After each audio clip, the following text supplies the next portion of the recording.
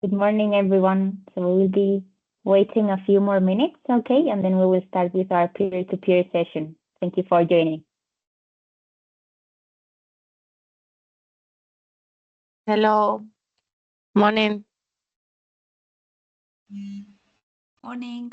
Good morning. Hello. Good morning.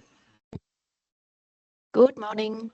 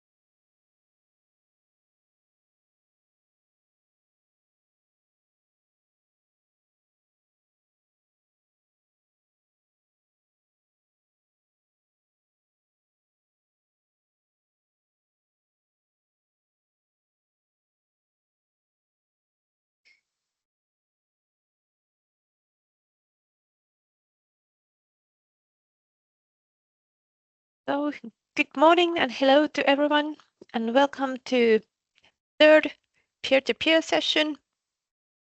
And I think time is 10, and we are about to start. Firstly, I would like to introduce or let Mariola introduce herself. We have a new team member in our lookup team. So please, Mariola, you're welcome. Thank you, Anna. Yes, it's a real pleasure to be here. So I will be on the side of Parabes, coordinating the project. So it's a real pleasure to meet you all, those that I've not met yet, and really looking forward to seeing you. Today we have the peer-to-peer session, as you all know, focusing on optimizing limited resources.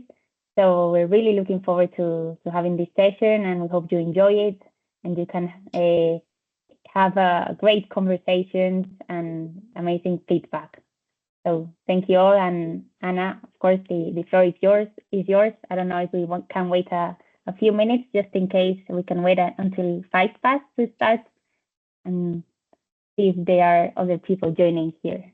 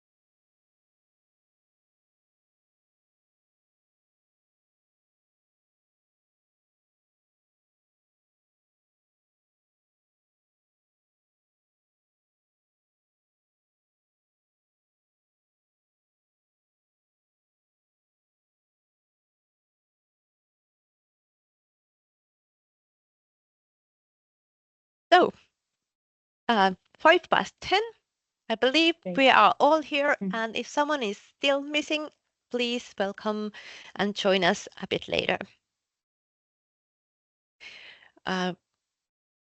Once again, welcome to the third and final peer-to-peer session. I'm Anna. I'm from Naturpolis, Finland, and I will be the moderator in this session. And also, we have part of our excellent project team, lookup team online from Spain. We have Mariola, you met her. Then we have Almudena, Julia. Then we have Juan and Regina. And who else from Spain? From Romania, we have Simina online. And from Slovenia, we have Eric. So today's topic, and today we are going to discuss about how to optimize limited resources. Some house rules first. So keep your microphones shut during the presentations. And after the presentations, you may ask some questions or comment on the presentation. And please,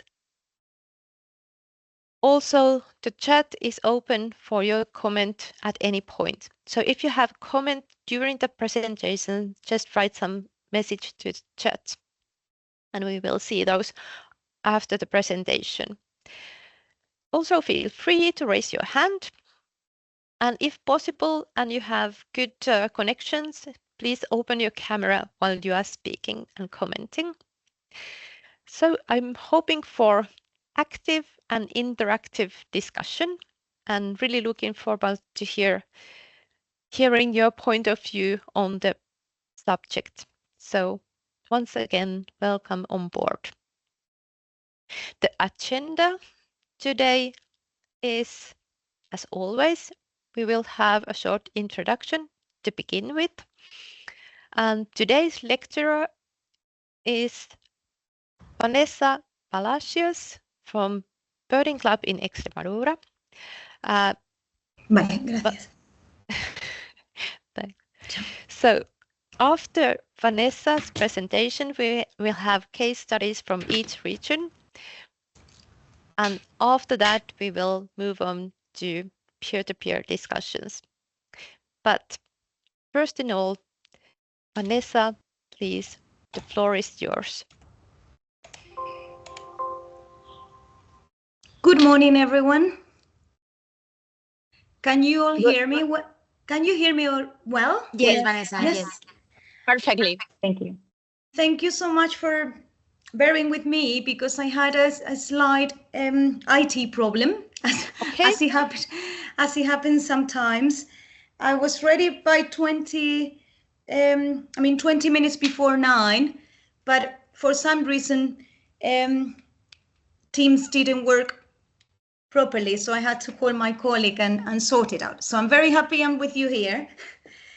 Can I share my presentation then with you? Yes, please. And let me check if this audio is better, because this computer also.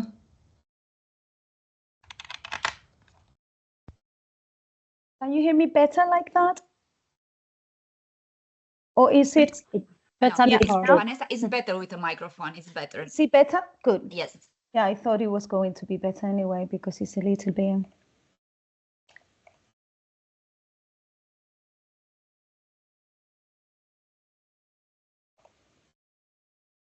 One sec. I'm going to. How do you want to share my screen with you? If you like, I can share the screen, your presentation, or you can share it yourself. Which one do you prefer? If you can share it, that will be great. If you can. Okay.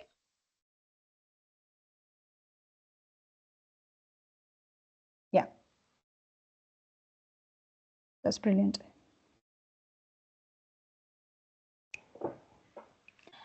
Thank you very much. Should I start then? Are we all ready? So, when you're ready. Thank you very much. I just made it someone. So thank you so much for giving me the opportunity to share with you some expertise and knowledge about the birding in Extremadura Club. I I would like to share some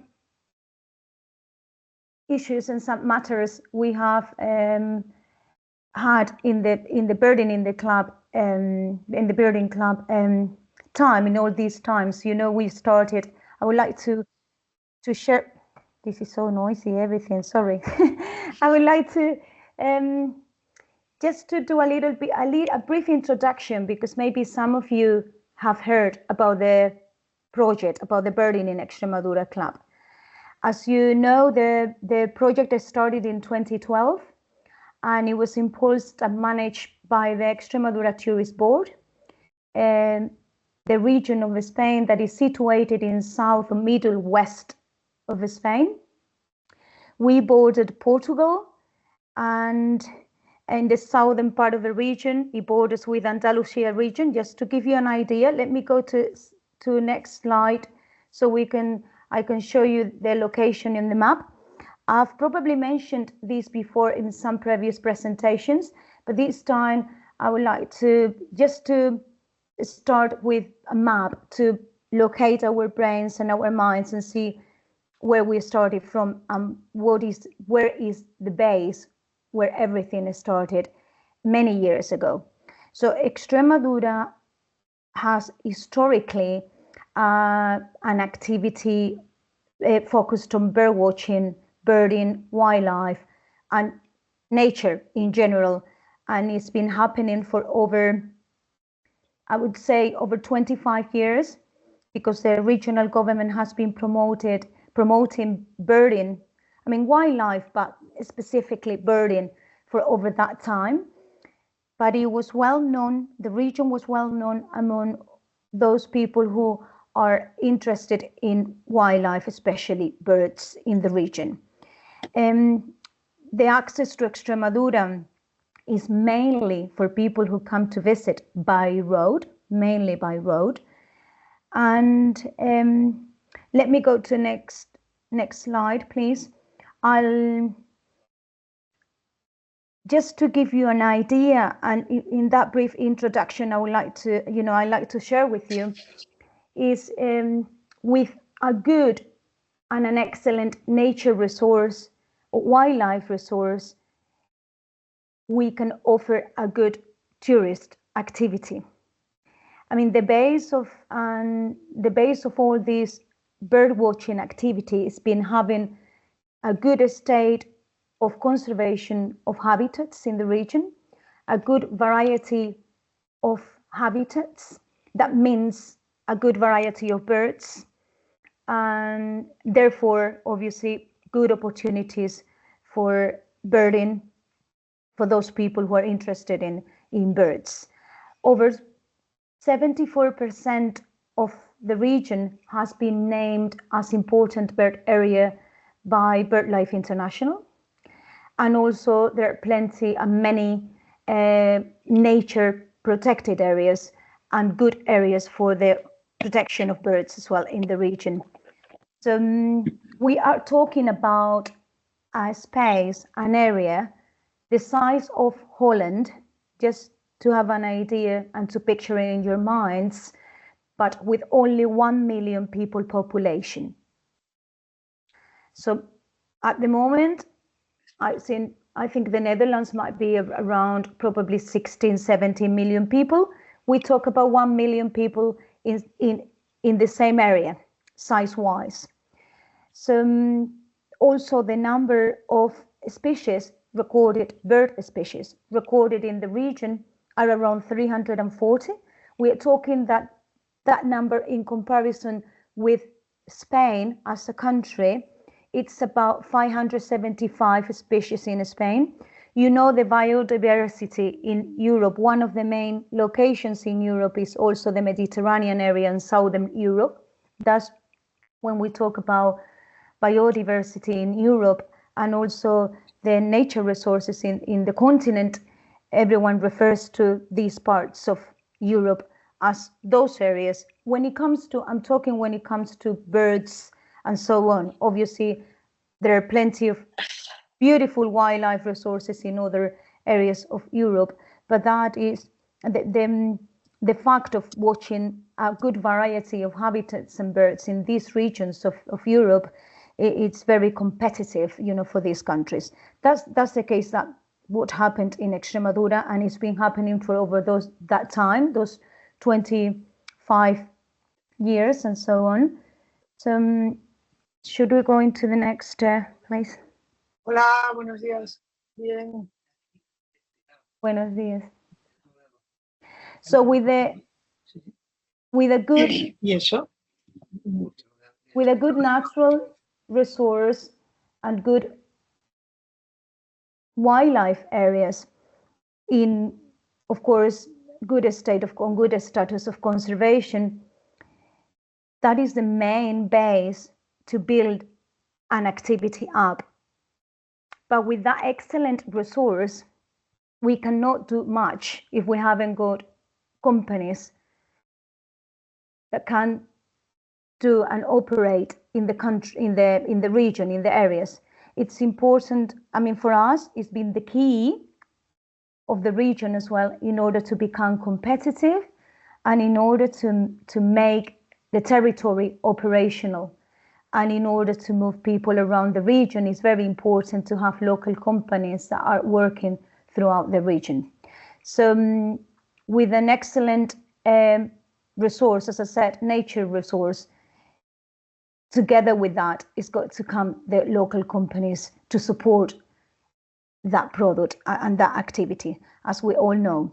So I think one of the keys, because I would like to talk about how, obviously our limitations, challenges, and how we've been measuring what we've been doing through all these years as a birding club.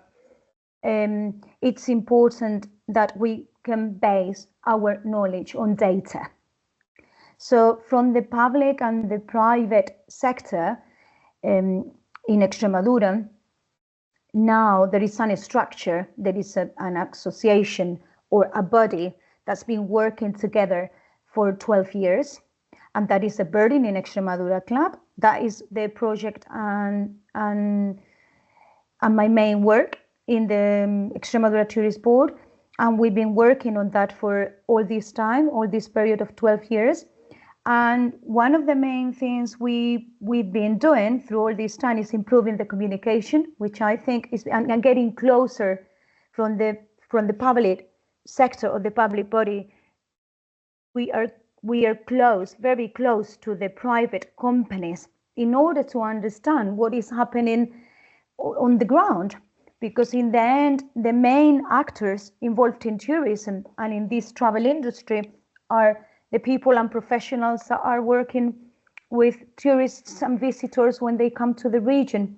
And in order to get to know all the things and the topics and subjects we should target from the administration side, plus also from the public private sector, it's one of the main activities and the main things we've been improving through the years have been communication, in order to set up challenges together and make sure we are driving and walking towards the same direction.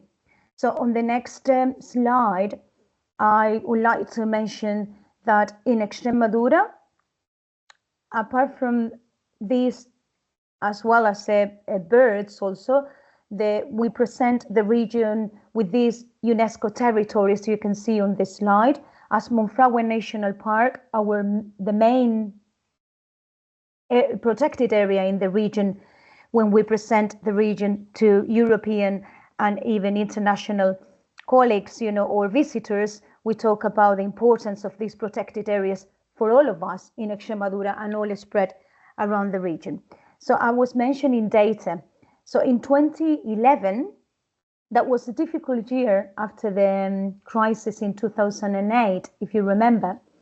The scenario was quite difficult, but thanks to the regional government, especially to the tourism, obviously tourism director, we started to work on a study to monitor for first time in the region the real demand, the real visitors and tourists that were coming to Extremadura or who were coming to Extremadura to watch birds.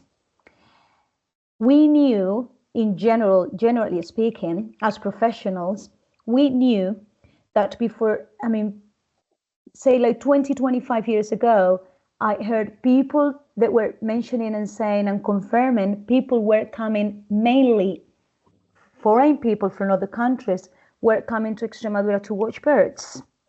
And they stay in the region for long periods of times. I'm talking about 5, 6, 7 days, a week, 15 days, a month.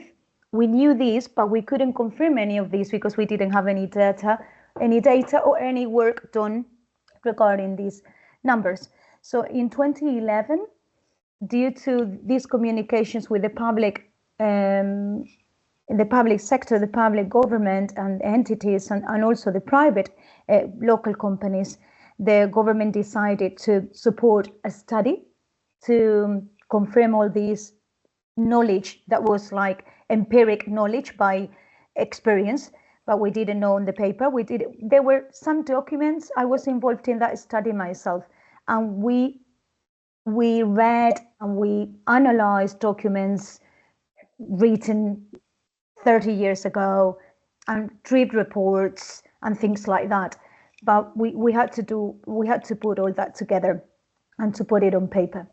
So through that study and that work, we found out most people were coming to Extremadura by themselves, not in an organized tour.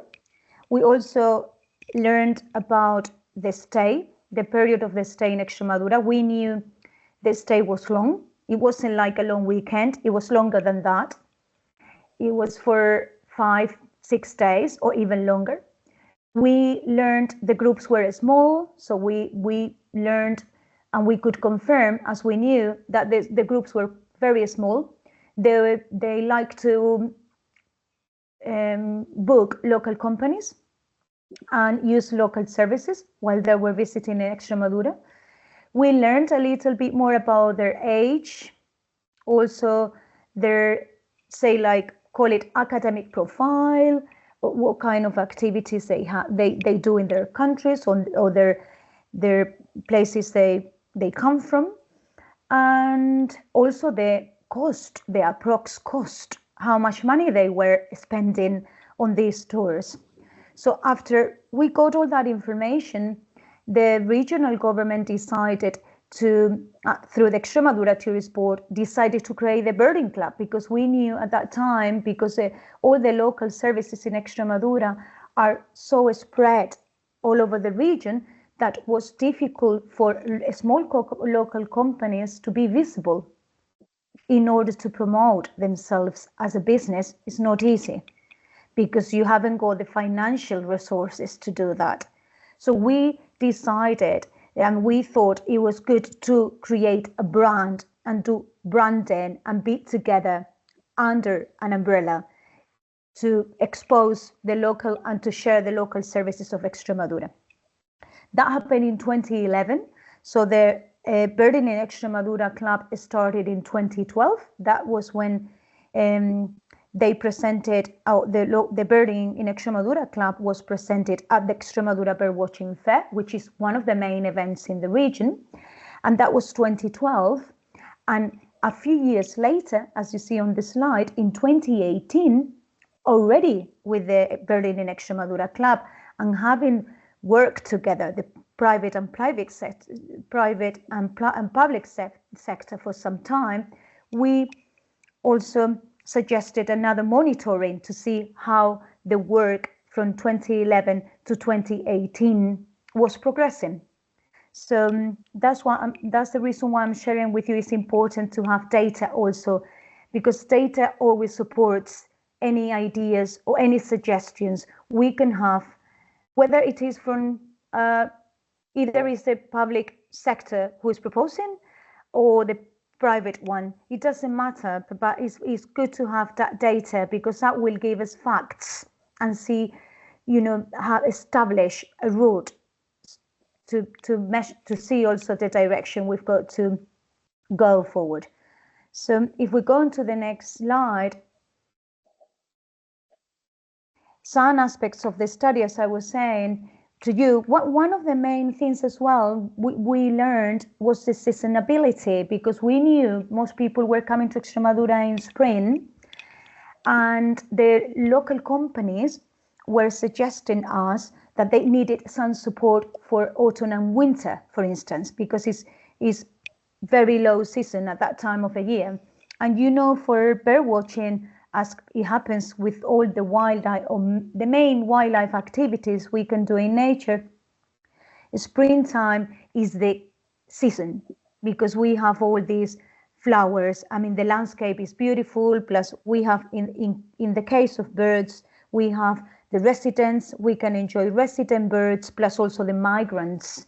And everyone who is interested in studying birds or watching birds for leisure, they are interested in for the first visit to be in the region or visit the region when all these things are happening at the same time.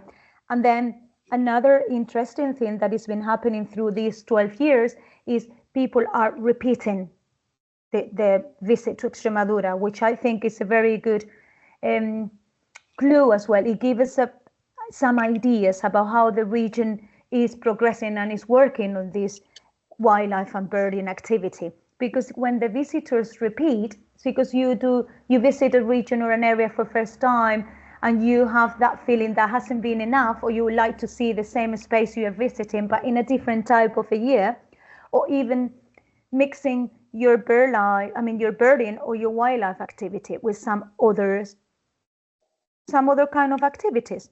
For instance, you try some gastronomy, some cultural activities that are always involved in the birding, to be honest, because some people, as you know, all this birding thing, we have the profile of those people who are after a list of birds to watch. But there is a majority of people who haven't got a list of birds to watch. They do have some interesting birds to watch, and obviously coming to Spain means, and coming to this part of Spain means to see the Spanish imperial eagle, griffon and black vultures, the large raptors you can see in Europe, with a very good quality of observation. I mean, comfortable observations with not much traffic, because we are only 1 million people, with very good nature spots or locations where you can be with your family or with your friends who are visiting the region with you, and you won't have many people around you. It won't be packed or it won't be busy, and that also makes the whole thing very comfortable. So we knew all this needs progression as well, and we needed to work on some other ideas in order to improve some things and help the local businesses to have and to bring some business into autumn, winter, and some other parts of the year. Because, for instance, sometimes it's good to be out of our comfort zone. We know this is all everyone talks about that in a very easy way, but I don't think it's easy at all sometimes, because, you know, from a Spanish point of view, for someone who's here, autumn and winter can be cold. But for someone who comes from northern Spain or central or northern Europe, the winter in Extremadura will be mild. That is the reason also why we need data, because sometimes we think of ourselves, and we cannot think of ourselves when we are analyzing and getting data. We've got to think about those people who are coming from all those areas, what they like, what they need, what are their requirements when they travel. That is also the reason why the Birding in Extremadura Club was created, in order to understand and to basically pass our minds, our brains onto those people's shoes and understand what do you need and what you like when you travel and when you're looking for birds or when you want to enjoy wildlife.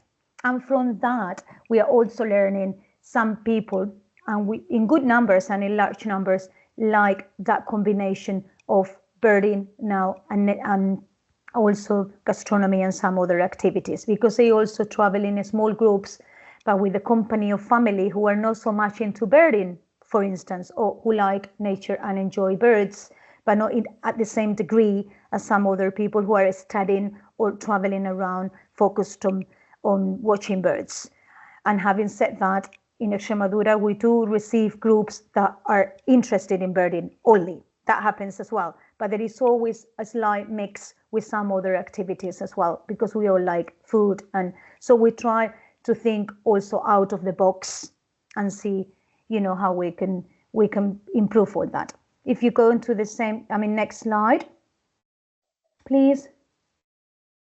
Yeah, so that is the main keys for the creation of the Birding in Extremadura Club, as it's a voluntary group which brings together the private and public sector. As I said, it's been running for 12 years now. We try to focus on the quality of the services that the local companies are offering, and also support and increase the awareness for the conservation as well in the region. We are working together with the NGOs, the local NGOs. That's very important as well. And some of the companies, which is, I think, very important to share with you, some of the companies are also involved in conservation projects. Another interesting thing as well is some of the specialist guides that are part of the birding club are also monitoring birds in the region. So the knowledge and the information we have about the birds and also the locations and the local services is important, and it makes a difference as well when you think about giving the right information to those people who are asking how to travel to Extremadura. It's important that we all know that to be part of Extremadura or to become a partner of the Birding Extremadura Club, you've got to, as a local company, you've got to pass a criteria, that's some kind of interview and an evaluation. We do a personal face-to-face evaluation with a local company, and we talk about the requirements they need to meet. They have to meet some requirements as early breakfast or have a small wildlife library in their accommodation, for instance. We also measure and talk about the knowledge of the specialist guides, so the expert guides that are part of the club.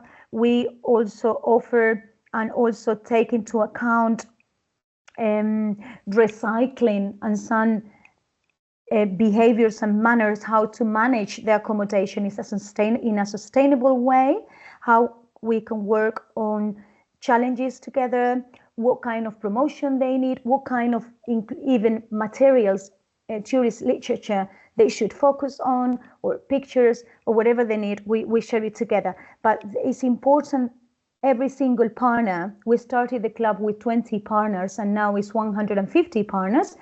And it's important that we are all at the same level. So it's important that there is a equality in order to manage and to have commitments and obligations, all of us. When I say all of us, I mean the public bodies and also the private ones. See, because we've got to be at the same level and talk at the same level as well. So if we go on to the next slide, that is the types of companies that are part of the Birding in Extremadura Club.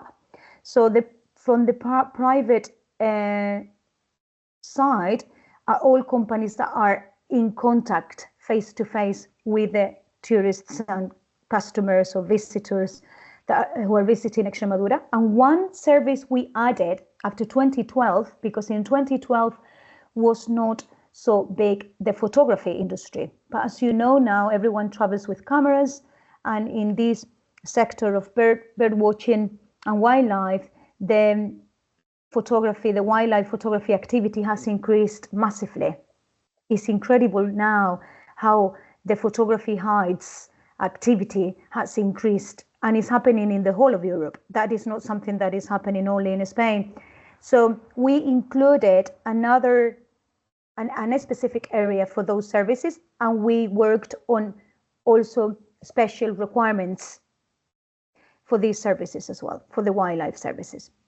And from the public sector, you see all the different bodies or the different entities that are part of the club.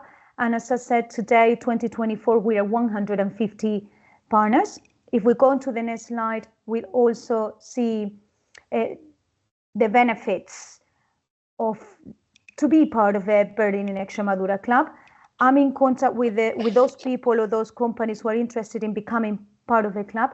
Through all this time, we've been changing, and this is something that is professionally is good to share with you internally, because we started with a structure, and we started to work and to get organized ourselves through different, say, like boards. Public sector in one side and private sector in the other side, and then once a year we were all together. That was we beginning with this way or this method, but we've been changing the methodology through the years by experience.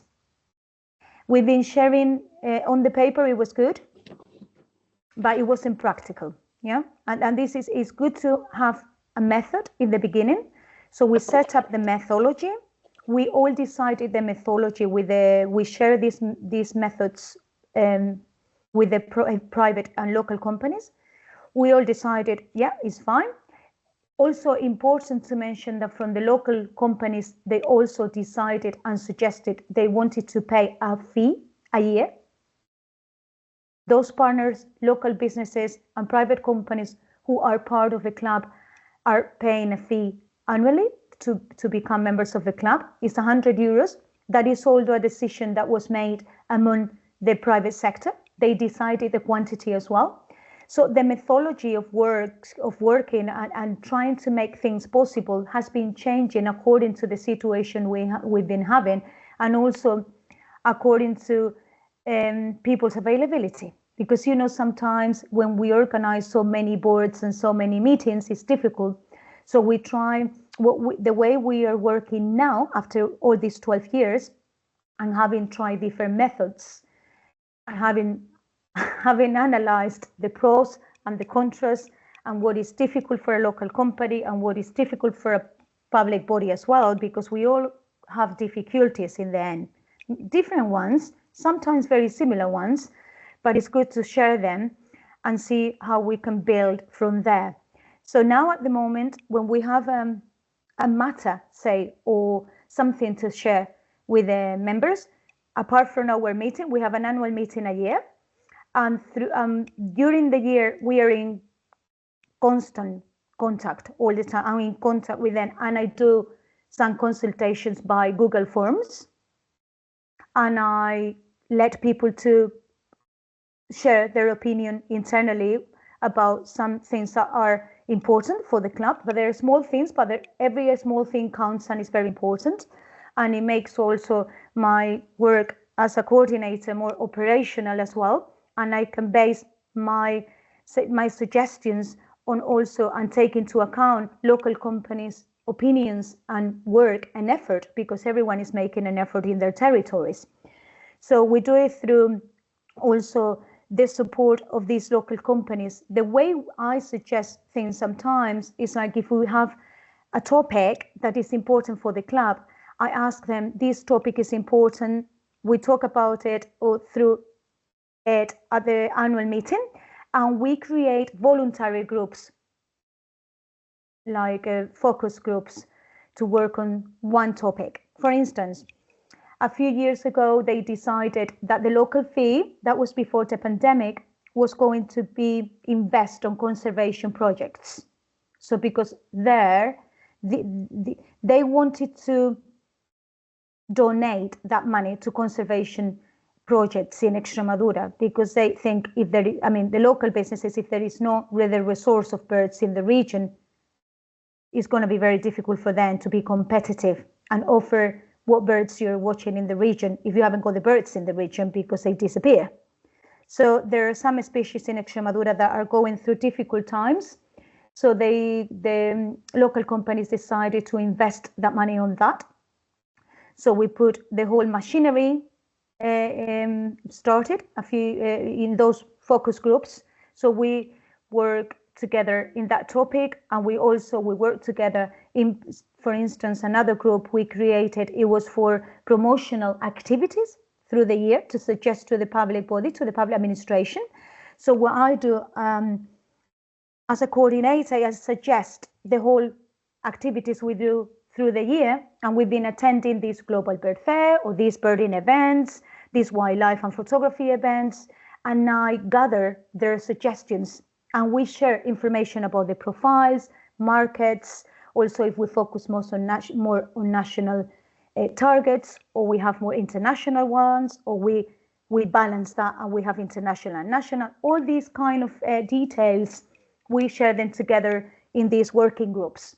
So they are working groups through the year, and regardless of the time. I mean, it doesn't need to be March, or that meeting can be any time through the year online. Because Extremadura is a large region, so sometimes it's difficult to be together in one spot. We can do that once a year or twice, but we cannot do that every 2 or 3 months. It's difficult. So if we go to the next slide, and if you have, thank you. And if you have any questions, please feel free. No, but you have like 5 minutes more. Okay, so. Thank you. Thank you.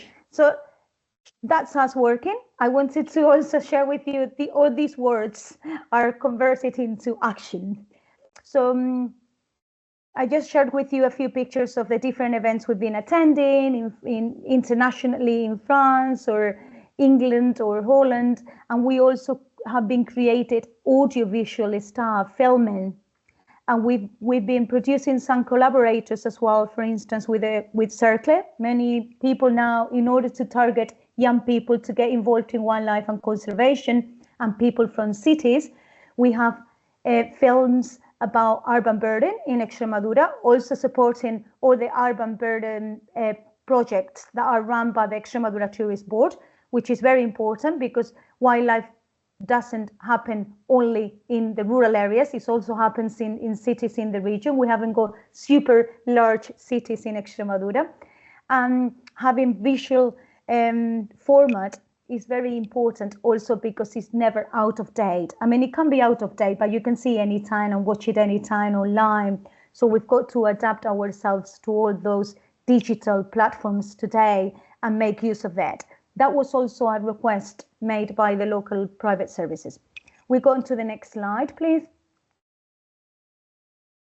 Those are our social media channels, and this has been improving through all these years as well. At the moment, we try to be everywhere, and we've got a couple of colleagues who give the Birding in Extremadura Club support with the podcast, I mean the posts and everything that is written there. But what is important also is that these channels are also available for the local professional services of the region. So if any partner has a special initiative and is working on focus on something, we can also promote that and give them visibility, because that's one of the main challenges, I think, within the rural areas of any region today, whatever will be. So next slide, please. That's our identity and branding, something that we've been working for all these years as well. And this is also only and exclusively of use of the Extremadura partners. I mean, the Birding in Extremadura Club partners. Only the partners can make use of this identity in order for visitors look for the branding and make sure that is going to guarantee quality and a certain quality for those services. Next, please. So when it comes to talk about promotional activities, that's all we do. You know, one of the main activities in Extremadura, as I mentioned, is Extremadura Bird Fair. But we try these days, we have been learning as well that you've got to be in even more events every time. It's a big effort, but it's important to be updated and to make sure the small locations and the rural world is also presented as it is, obviously, the urban world, because sometimes we think people are a little bit behind, and that shouldn't be the case. This is not the case, and we are trying to make an effort on that as well. and be on the specialist press, for instance, as well as the general ones, and trying to approach as much as we can. Next, please. One important key as well, an important thing, from birds, we jumped into other nature resources. As you can see on this slide, you'll see orchids and dragonflies, damselflies, all that has been produced by the Birding in Extremadura Club.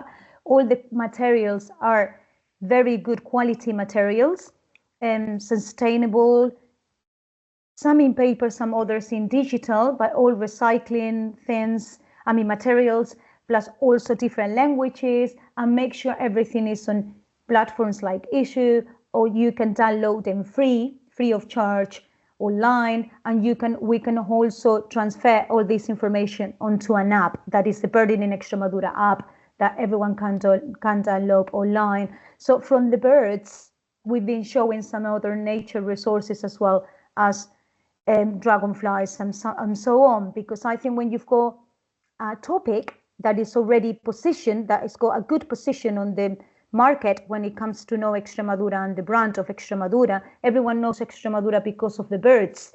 But now that we have that, we can also offer some other things and combine birds with some other nature activities as well in order to impulse all that. Okay, thank you so much. I'm sorry I need to give the floor to another person. Yes. But yes. Anyone, do you have any questions to Vanessa? We heard something about the evolution of Birding Lab and some really good examples of how to use brands and how to cooperate. Questions, anyone? Vanessa, hi. I have a question about the public-private cooperation. Can you explain a little bit more how this kind of cooperation can address the limited resources in region? As you said, Extremadura has very sparsely concentrated services. Can you explain a little bit more about this? Yes, thank you. Well, the Birding in Extremadura Club is mainly, and is, I wouldn't say totally, but more than 90% of the Birding in Extremadura Club activities impulsed by the Extremadura Tourist Board are financed by the Extremadura Tourist Board. So the way we operate within the public sector, within us, because there is the Tourist Board plus also some other partners within the public sector as the environmental area, the environmental government as well, that is part of the club as a partner. And also in Extremadura, there is another body that is focused on rural and sustainability and so on, that is also part of the club. So what all the public main bodies focused on the governmental issues on rural areas, sustainability, or environmental matters and issues, plus tourism are working together on that. And when it comes to local small groups and public bodies as well, are visitor centers and so on. So they have commitments with the club, but the main manager of the club is or the body that is running the club mainly is the public sector. Okay, thank you. Did I answer your question, Eric? Yeah. It's not an easy question. It's very multi-layered and multidimensional I suppose in different countries. Okay, Anna, the floor is yours. Or I see Juan Antonio.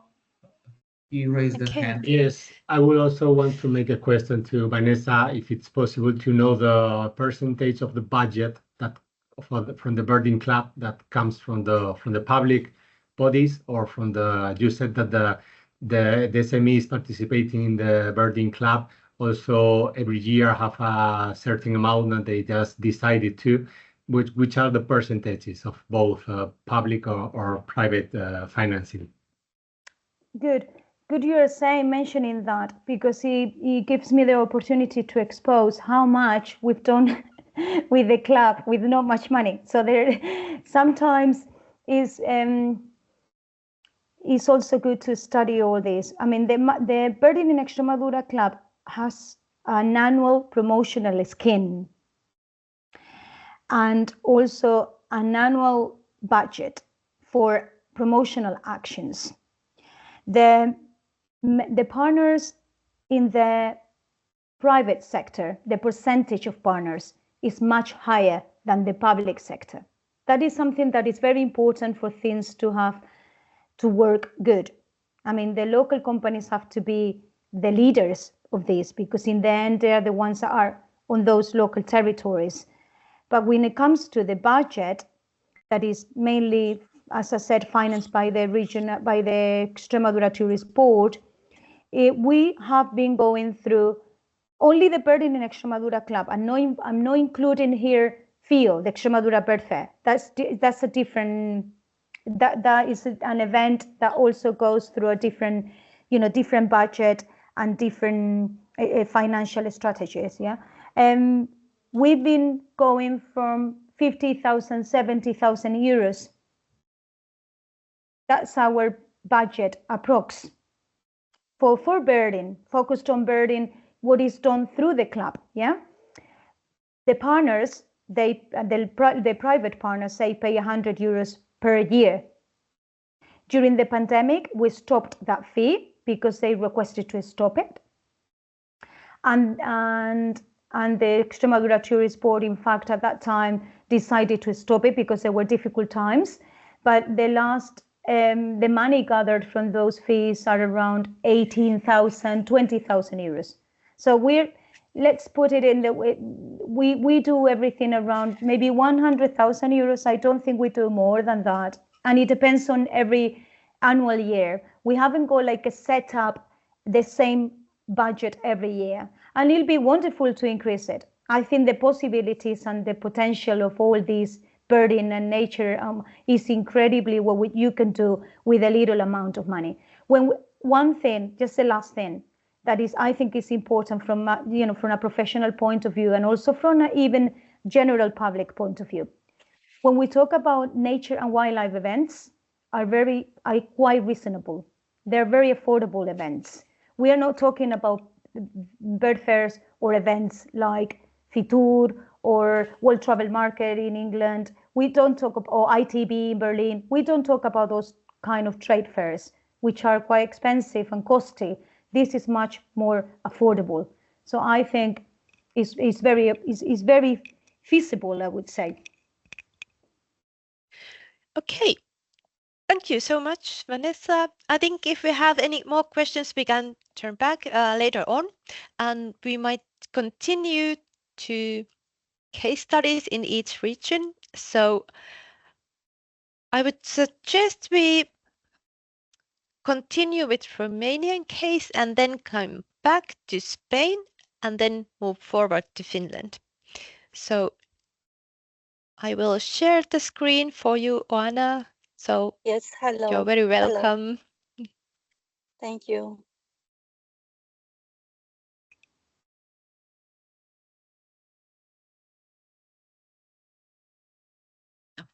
Can I start? Yep. Just a minute. I'll have the wrong slide. Yeah, I will say just a few words so that everyone remembers about my very small business in a small Saxon village in the middle of Transylvania. I am running a culinary, which is a space designed for educational and culinary experiences for small groups of people. And this space resulted from the reconversion of a 200 years old traditional barn into a relatively modern space with all the modern facilities, but still preserving the original structure of the barn and as much as possible from the old elements of the previous construction. My presentation is a rather pragmatical and practical one, and actually I am sharing with you the challenges that I faced during almost 3 years of operations, starting from zero, starting the business from zero, and also without having a prior track record in the tourism industry, as previously I worked in the financial field. So I can say that my business is more like a project for my soul, and hopefully I would manage also to earn enough in order to make a decent living, which is not the case yet. So coming back to the presentation, the most valuable assets and resources in my case are actually the nature, beauty and wilderness, and this was the main reason why I bought this ruined house almost in the middle of nowhere. The authenticity of the location, the multi-ethnic and multicultural community, and also currently we can say that we are a diverse community, as the local community is formed of local people and also of an increasing number of people coming from Bucharest, also coming from other countries like the Netherlands, France, Switzerland, US, that are appreciating a lot the natural landscape and the beauty of our region. So these are, let's say, the core resources and assets.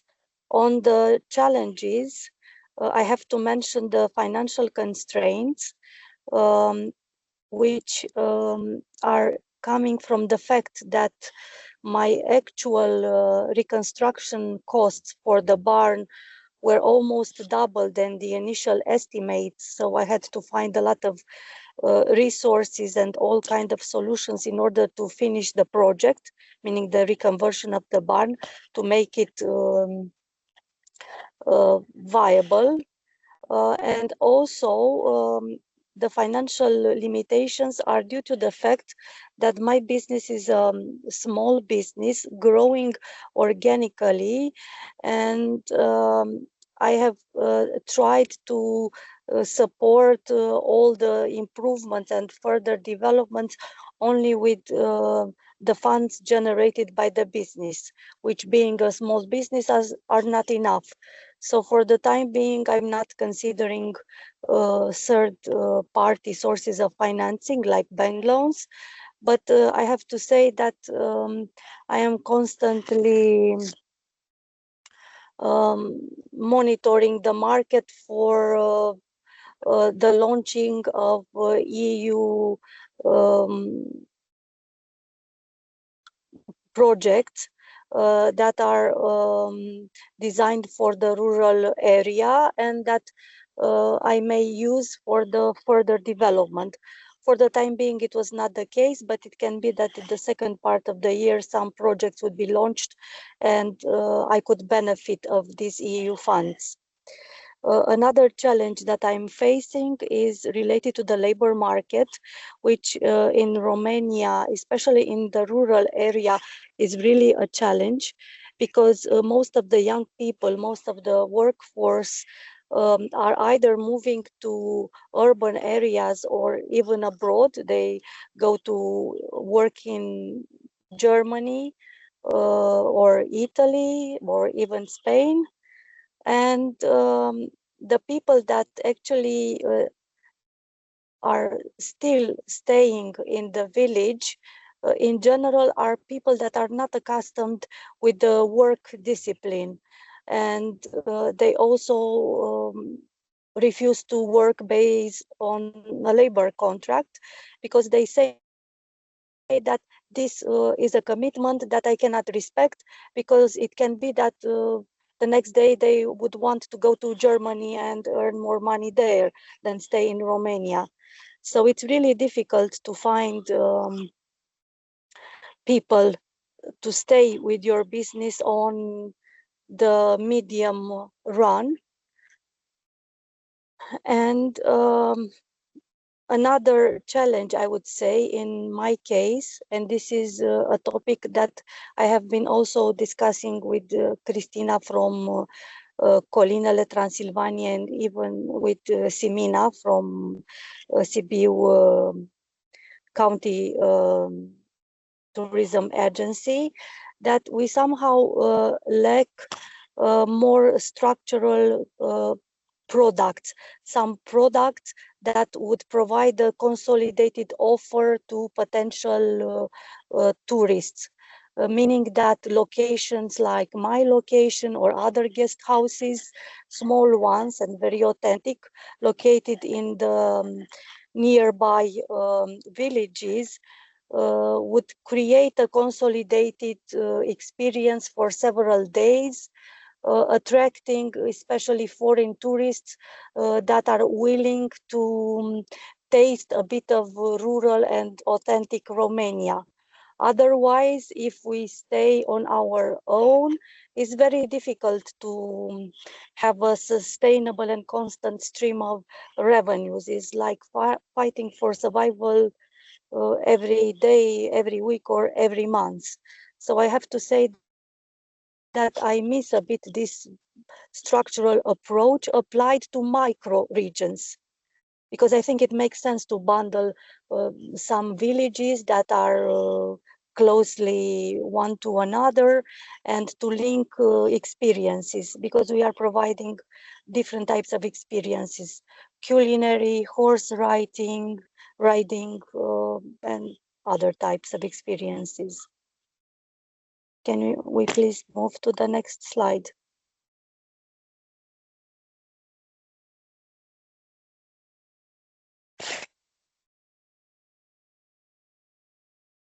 Is it possible to change the slide, please? Okay, so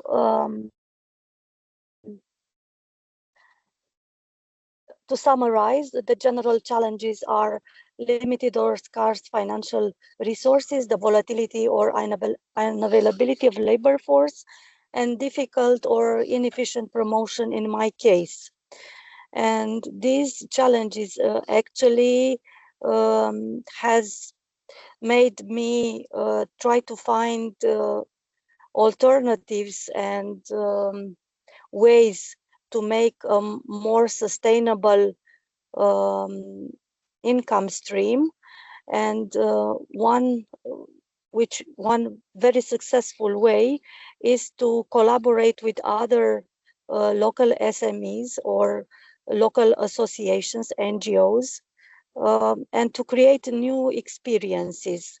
And actually, this year we had many such experiences resulting from the collaboration between us.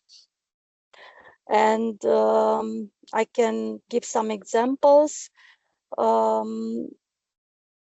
We have a local NGO that is in the, let's say, in conventional artistic performances, and they organized at the barn several artistic events, also inviting artists from Bucharest and abroad, from Germany, for instance, from Berlin. And they used the barn as a space to make rehearsals and also to organize events for the local community, such as children plays, but also for the community around Sibiu. We also had a festival this summer, which is called Venetic, in a village nearby my village, and we also collaborated. We provided the food for this event. It was a three days event, bringing together some hundreds of people from Bucharest, from Transylvania, and also abroad. So this was one way to ensure more constant stream of revenues than just the touristic experiences. Right. Could you please go to the next slide, because this was the first slide. Sorry. Okay, a bit back. Sorry, I could not. Okay, this one. Thank you. So on ensuring business sustainability regarding revenues, collaboration in my case definitely worked, and it also opened the door for other future events, because I got to know other artists from Bucharest and from abroad that appreciated a lot our barn and the atmosphere and the energy of the place. And I have new events planned. One of them will take place this weekend. A well-known illustrator from Germany will organize an illustration workshop for kids in our village and in the neighboring villages. And I have also another community lunch, which will be organized by an association based in Bucharest that is doing a documentary regarding the life of people that choose to live the urban life for the rural life. So these are some other coming events that resulted. Yeah. Oh, sorry to interrupt you, Anna. Thank you for your presentation. I believe we are quite late, so I need to move onwards so we can continue discussing with you after the Spanish and the Finnish case studies. Okay? So we can continue together, all of us, once we have finished all the case studies. Okay? So next one, could we have Alejandro and continue the Spanish case study? Hello, so I'm Alejandro. Sorry for my voice because I caught a cold and I'm quite bad with the voice. So if you remember me, I have an astronomical travel agency here in Spain. So we organize travels to see special astronomical and astrophysical facilities, or to observe some astronomical events like eclipses or auroras or something like that, something unique or very rare. Okay. So talking about the topic of this short presentation, in a few minutes, I'm going to talk about the limited resources that we deal. Okay. And I think that we have two kinds of limited resources: external limited resources and internal limited resources. Okay. In our case, in the case of a travel agency, the external limited resources are mainly the flight seats, for example, or the transportation seats in general. You know that when we have to buy some tickets for people to travel abroad, okay, we have to deal with prices, okay, and the earliest you buy those tickets, the better in terms of price, okay. More or less the same happens with accommodation, okay. Accommodation we have in certain areas where we go. So, for example, we organized a travel to Easter Island in this October because there's going to be an annular eclipse of the sun in Easter Island. So you know that in a so small region we have very limited amount of accommodation options. Okay, and from those that we have very limited that fit our standards, we could say. Okay, so it's another of the limited resources that we have. Those rooms in specific hotels that we are looking in specific places. Okay, so it's very very limited everything. That would be the second external limited resources, and the third one would be the spots in experiences and activities. Okay, so we are planning experiences, or we are contracting some activities which are very limited in terms of spots for our people, the travelers we are getting there. We're not visiting a city which we can get I don't know, a bus or two buses of people going there. We're talking about experiences which only accept very few people. We're talking about 20 people as a maximum. So, for example, we have organized recently a private observation, a private astronomical observation, which is going to be at the end of December in the house of William Herschel, which was the astronomer that discovered Uranus. They have arranged for us a private observation in the same backyard where William Herschel discovered Uranus. Okay, so as you can imagine, this is going to be very limited. So it's going to be to only 20 people. So we have to deal also with that limited resource, which is the number of spots that we have. And also, for example, when we are dealing with bigger facilities, like for example, CERN, we're going to visit the accelerator in Switzerland. We can only get 2 tours per year. So we can only get 2 days full of people, up to a maximum of 48 people, to along the year to get to know the facilities and get a tour around the facilities. Okay, so how do we deal with that? Okay, what we do is to book well in advance. We program the let's say the travels or the events well in advance in order to get all those flights at the correct price. Or at the cheapest price, to get adjacent seats, because our travelers generally travel with we're in couple or in families, so we have to deal with these adjacent seats too.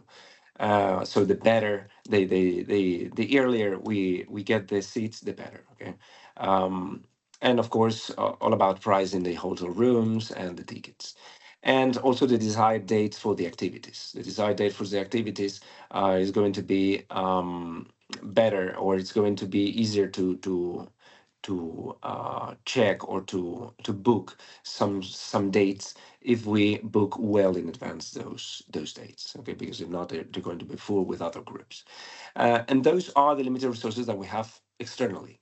Okay, when we create those travels. Now, really quick, the internal ones. The internal ones is, well, I'm alone in my travel agency. I'm a full-time father with 2 children, a full-time professor in an institute, and part-time entrepreneur. So I have to deal somehow with all the things I have to do with the travel agency: management, travel crafting, a community manager, because we have to promote all these travels, and marketing, public relations with the not only the providers but also the potential travelers and the travelers that want to travel with us. I have to travel with the groups because I am somehow the guide and the link between the travelers and the places we're visiting. I have to do the sales. I have to find the financing. In this case, I'm financing it myself with my job as a teacher, but and everything is difficult to to manage, and somehow this is not paying off yet. Okay, so well, it's a hard road, it's a long run, but we're on the fight. So thank you very much. That's for the limited resources from this travel agency, Modest Travel Agency. Thank you so much, Alejandro. I hope we have still some time to talk about all your resources together. But before that, floor is yours, Maya. You can be quite quick. So you're welcome, Maya. Hello, everybody, and greetings from Finland. Today I'm promoting Finland. Anna asked me to tell you something about Finnish companies because I've been working quite a lot with them. I also have my own little travel business here in central Finland, but I work closely with the Kuusamo people, so that's why I'm here.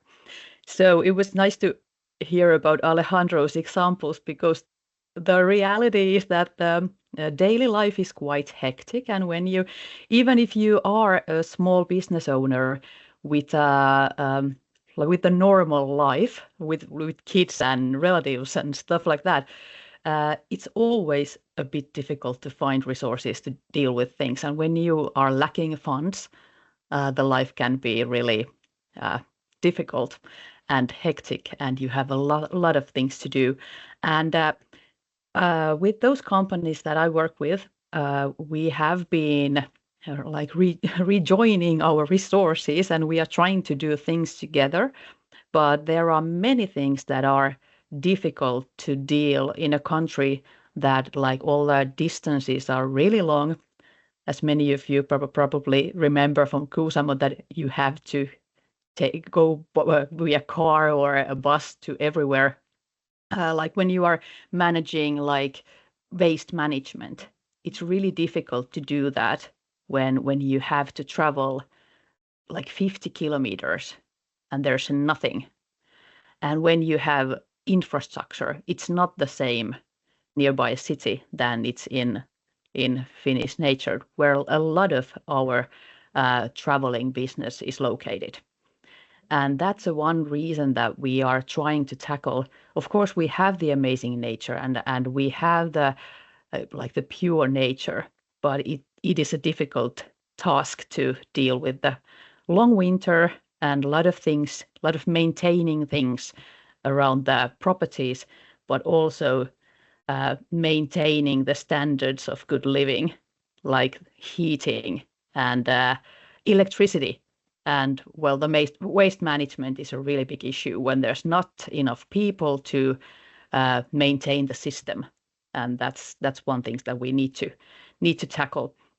But I think the really good thing when you are looking good people to work with you is to do that together. When you are in an area that is really remote, you need to work together to find the good employees that are really into the business, and then you can do like introduction lectures and stuff like that together. So it's easier to keep up the standards on the area, but also you are trying to you have the support for the group, because like as you all know, when we are working with small businesses, one is there and other was in other part of the wilderness, and they are trying to find 1 or 2 people to work there. So it's easier to do even that together, and then find the accommodation and make the working staff's life a bit better. So I can't emphasize enough about the cooperation with small businesses. That's the main thing that we are trying to do, because lack of funds, lack of time, lack of everything is close to us every single moment. So as much as you can do together, that's the only way to survive in this travel business and make it profitable. There's no reason that people are doing same things by themselves when they can do things together. So that's our main thing at the moment. Thank you so much, Maija. And thank you all, Alejandro, Oana, and Maija, and of course, Vanessa, for sharing your thoughts. And now it's time for you participants. It's open floor to ask questions, share your experiences, comment on the previous presentations. So please feel free to open your mics and open up your thoughts.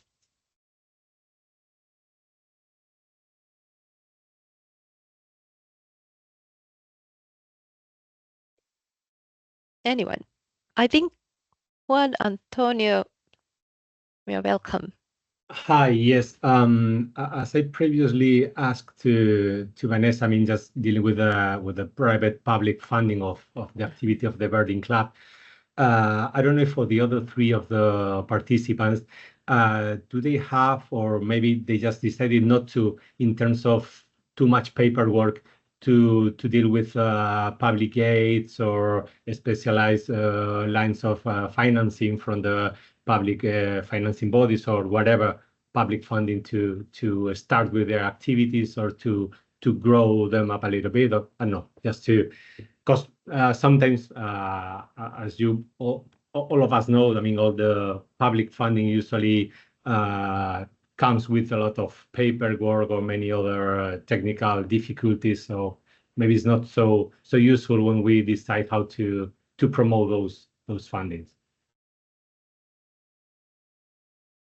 Yeah, well, I can ask my part of that question, which is I've tried to find public funding, but they are generally for very specific characteristics of the travel agencies.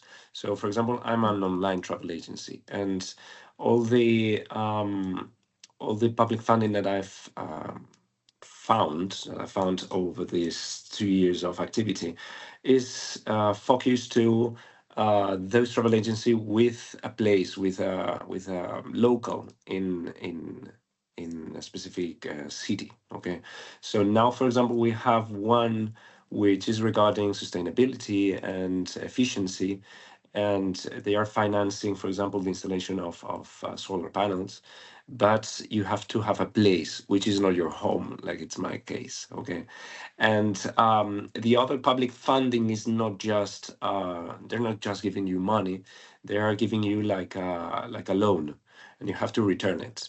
And well, I don't feel that I have the financial strength, let's say, to get one of those loans, because I don't know if I could be able to return it. Okay.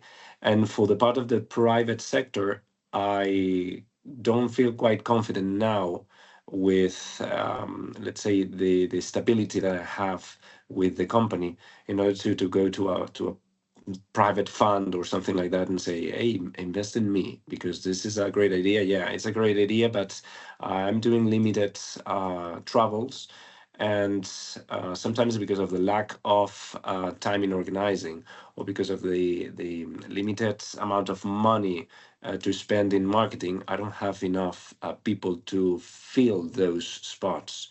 So in the end, I have to cancel them. So I cannot go to an investor, a private investor, and say this is what it happens because it's going to keep me out. Okay, so I'm quite I have quite a lot of difficulties with this funding thing, and of course the limited amount of time that I have for doing those things if I want to do other things, because I'm completely alone with that. Okay, thank you. Vanessa, you had some comment? Yes, very quick. Thank you so much for being long earlier. I didn't realize it was going to be like that, to be honest. But so my apologies, yeah. And you can interrupt me anytime. Alejandro, just I want to share, because I think all of us say like we've got and share same difficulties. Workforce, Johanna was saying, and also maybe the promotion national-wise in our countries is focused on the main destinations that everyone knows. So I think from my experience that we need probably in our case also like, what do you think about this? And this is an open question, yeah? Because I do think, you know, these days, for instance, in Spain, everyone is talking about fear, tourism, touristification and all those things. But I cannot see a national strategy regarding that. I think also the rural and our sector is not easy to understand from a desk somewhere in a region, you know, in a national or in a capital of a country.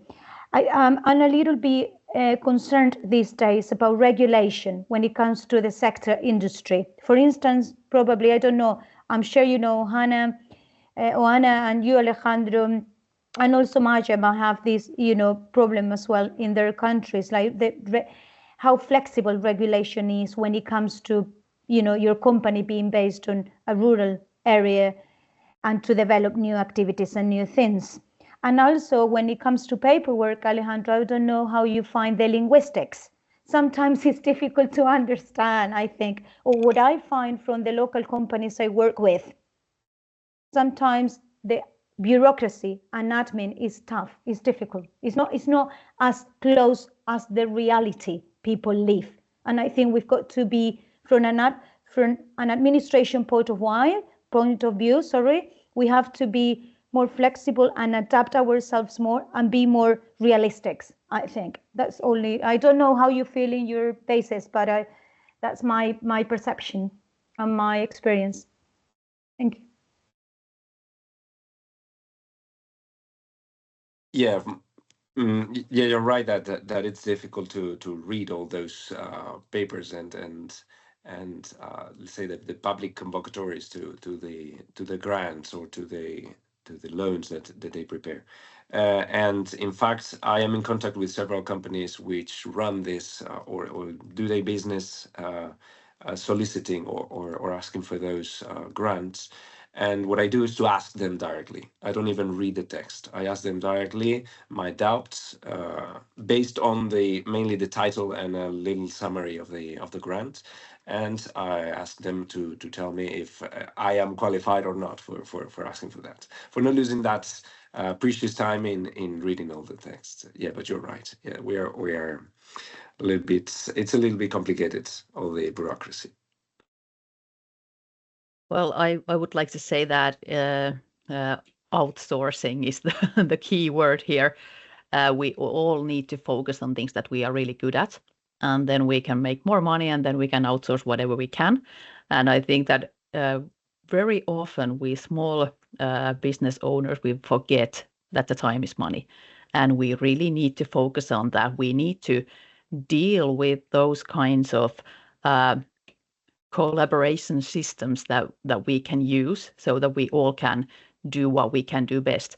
And that's why, like in here in Finland, I've been working with so many companies, because before I became a travel, like this little small business owner in a countryside, I used to work in a center that was funding all kinds of stuff. So that's why I've been working with that as well, at the same time that I've been dealing with customers here on my farm. So, and I know that I'm better in that than with the customers. So that's why I'm happily leaving the business for those people that are better with customer service and making good products. And I'm focusing on funding and systems and all the bureaucracy. And that's the main thing. Find good collaboration, find good people, and outsource as much as you can, and keep your focus. Thank you. Thank you, Maya. I believe that was a good closing for this session, but anyone has any quick idea to share? So now would be time. Yeah. Okay. I think we could do maybe a Slido we prepared also to engage everyone and see how how these limited resources is affecting their day to day. And I think Almudena can share her screen, and yeah, she sent the link also. She will share. If you want to join via your computer, you can open the chat and you will find the link to the Slido. And then we have also here the QR code. Great. So if you want, you can join and we can see all the answers, and then Anna, you can moderate the discussion and see what people are bringing into the table. Okay. I have a bit bad connections. I was thrown out from Teams just a couple of minutes ago. So if I'm missing, so no worries. Please bear with me. No problem. Thank you, Anna. So what are the most significant challenges you have faced in developing your tourism business due to limited resources? So please, if you don't have any problems with Slido, you can answer at chat.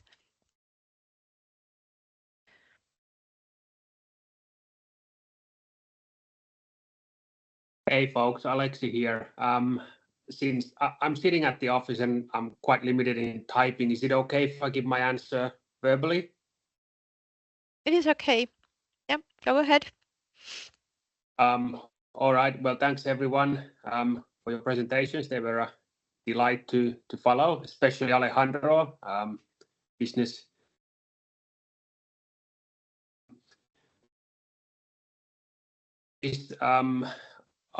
Where do you want to contact and grow your network to, so that you don't quite overexpose yourself so that the demand in the market actually exceed on how much you could provide of your own product. So this is my main challenge perhaps now. Of course, I'm doing another full-time job, and it's part-time business that I have, and only when I want to reach out and enhance my marketing, how do I ensure that I can provide for the market that I'm actually going into? So big tour providers and big accommodation providers that are offering services, that are outsourcing their services from local service providers such as myself. How do I ensure that I can actually do the tours that I'm selling? Good question, Alexi. Anyone has any idea? Any comment?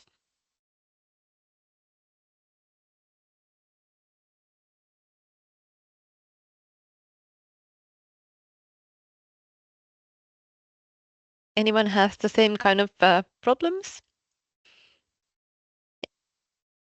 Go ahead, Maya. Thank you. This was one of my main issue when I started my own business here in central Finland.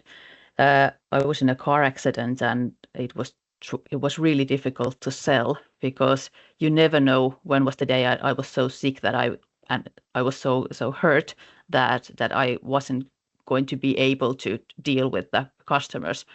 So the outsourcing again was was the thing that I did. I thought that I would hire someone, but I didn't find a proper person for that who was able to speak with people in different languages, cook food, and make them feel really welcome. But then I found other entrepreneurs, and we were able to kind of make a system that when I sold a day for a group, and then I knew already who was going to be my backup.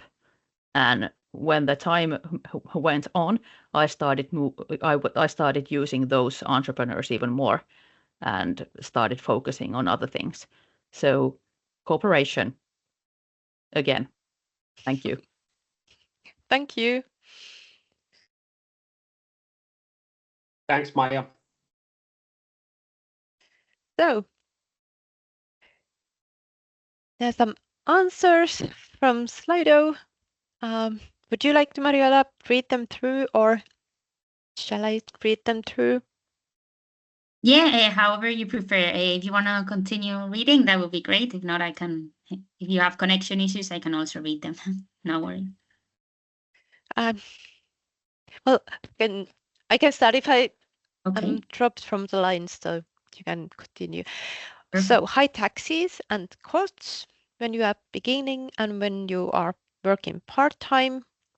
Drowning in expenses. I believe this might be something that happens in each region. How to tackle that high taxes? Harder to answer. But if we move forward, lack of touristic infrastructure, even lack of restaurants, etc. Remote location, lack of infrastructure, new stuff, surviving day by day. That's the question. Anyone has any good examples of how to tackle poor infrastructure or something like that? Local government is something that needs more time to tackle. How about infrastructure? Any comment on how to tackle these kind of challenges? As for the infrastructure, I think is kind of what we wanted to show with the Birding Club lecture by Vanessa. I mean, it's kind of especially for these niche tourist sectors, these small businesses, these not mass tourism, is usually is not enough strength, enough muscle in the SMEs to properly do this kind of investments in terms of infrastructure. I mean, I'm just not even talking about the roads, airport, or any other things. Even just planning events, or let's say, for example, here in Extremadura, we have invest in an observatory for the companies to use, not for them to have to buy all the telescope that they may need, and also so they have access to this kind of infrastructure, which is not really big for a public body, for a regional government, for a local municipality, but is quite away from the capacities of a single SME. So, as for this kind of investment, I would just say that one of the easiest, I mean, not always so easy, but one of the ways is just to try to act as an association, just to form an association for the different SMEs, trying to speak in terms of a group, of a community with the local bodies or the regional bodies to get from them those investment, or try to work hand by hand with them. Thank you. I believe that is an issue that takes some time and some effort, and most of all, cooperation with other SMEs and public sector as well. Thank you so much. Then there are some challenges. Do we have another Slido or another question still to come? I have a question. May I, Anna? I'm just asking, how do you get the new ideas? You have very innovative businesses with some challenges, of course, but what are the sources of your ideas? I mean, do you travel a lot? Do you read a lot? Do you, according to your network? I'm just curious where do you get the ideas? I suppose in big cities this is a different the different way than in these peripheral regions.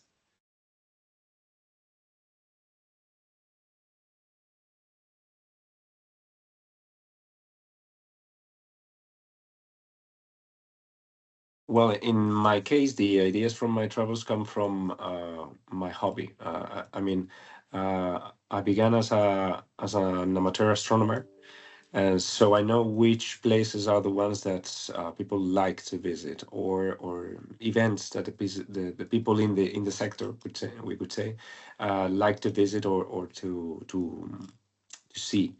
So in that case, my inspiration is from the other people, from the potential clients, we could say.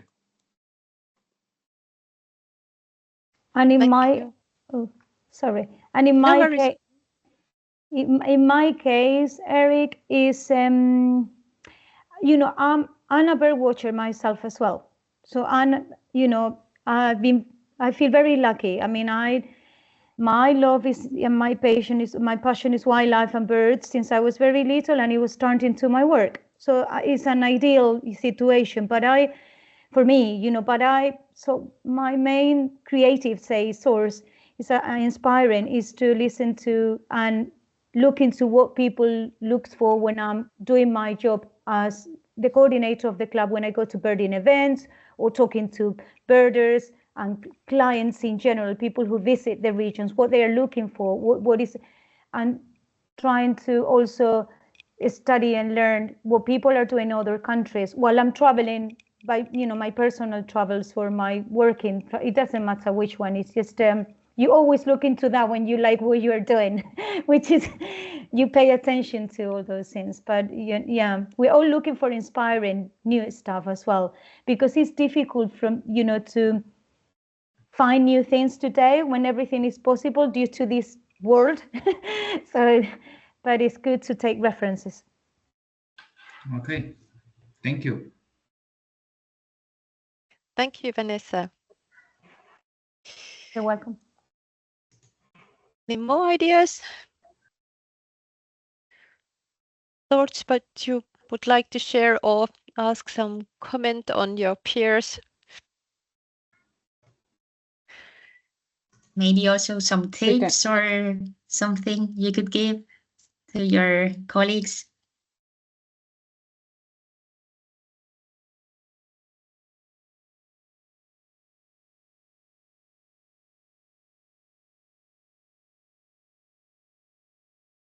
Almudena, I think we also have another slide though. Is this correct? We can do that, and then yeah, we passed the time a bit, a few minutes, as we had some delays during all these sections, but I think it's good and it's very enriching to have this area of discussion between each other, and we can learn. So I think it's a good. If you need to go, we understand, but of course, if you can stay just a few minutes more to keep the conversation running, I think it's one of the best parts. Also, learning from your peers. So the question would be, how have you addressed these challenges that you recognized in the previous Slido question?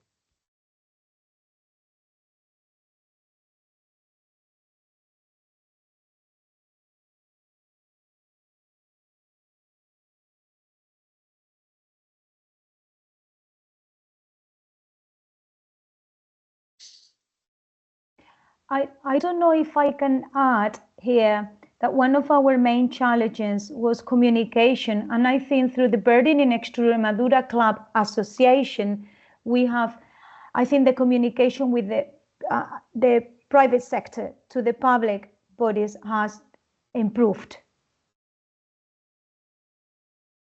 So that was a challenge, and it's been improving through the years by getting closer through this, association of local and private companies and public bodies. Thank you. Okay, so for you in Birding in Extremadura, it was just like open conversation between the public sector and the companies, or what would you see? What's the reason how you proceeded so well? Because I think sometimes when you offer the local companies or the private companies a specific channel to talk to the public administration, it makes things easier for them they know if they phone, if they just call that telephone number or that email, it'll be someone behind it. Sometimes it's difficult when you have big organizations, public organizations, you don't know, maybe sometimes because we are so much every day in our daily routines, and it's difficult, as we were saying earlier, survive day by day or being focused on what you've got to do in your daily basis. Just having a department or someone that you can contact with, that will be one step that will help for sure. Thank you, Vanessa. I think that's something we can all relate to, because yeah, and it's a bit frustrating if you don't find the right person to talk to. So if you have sort of platform or sort of way to reach the persons you need, and that might help a lot. So sometimes, Anna, sometimes I don't know. Even sometimes a private company, say an accommodation or a guide, will contact me asking for something, and I don't know everything. I don't know it, but I'll try to find out, and I'll try to investigate and see, okay, who is the person. I make some calls. I'll share it with my colleagues, and we'll try to help and find the right person this company needs to talk to. Even just to give you an idea, with the heights, photography heights, I support them with the permits to take pictures of eagles and things like that. They need to talk to the environmental department. But sometimes I channel that as well, or we'll try to help, but I'll find the answer to all that. And sometimes it's even difficult for us being inside the administration, but we try to make our best and do our best on that. Yeah. Thank you. So it's good to have someone coordinating the speech between agencies and companies and everything. So associations and other coordinating organizations would be good in this. Right. Now we have some answers about the poll. So how have you addressed these challenges? The answers are being creative. I like that. Being innovative, being creative is always a good thing. Focusing on my core activities, also really good advice for everyone, just to see what is the most important and what is important in your own company and your own business. By being proactive in giving ideas to local government, very good activity. Being active yourself and finding the right persons and looking for help is always a good thing. Collaborating with local companies, your peers and your collaborators are, the smaller your company is, and if you are working by yourself and you are the only worker in your company, then the collaboration and cooperation with other companies is even more crucial, because you need some people to help you with your business.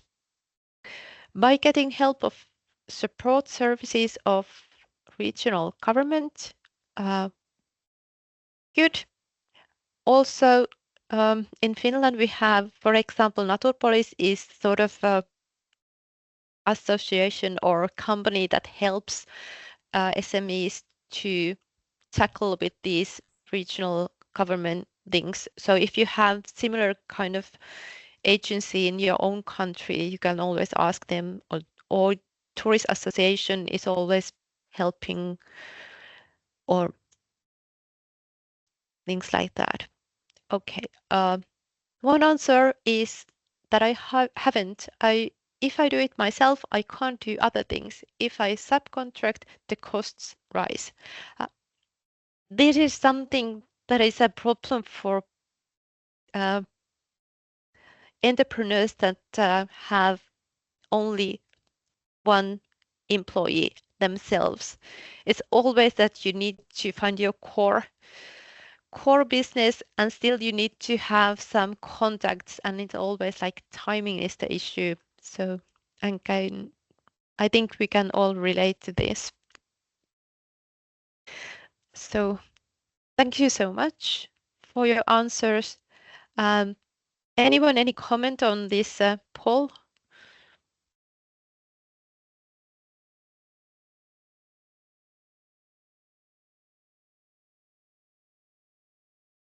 I think it's all clear. Yeah, I think great.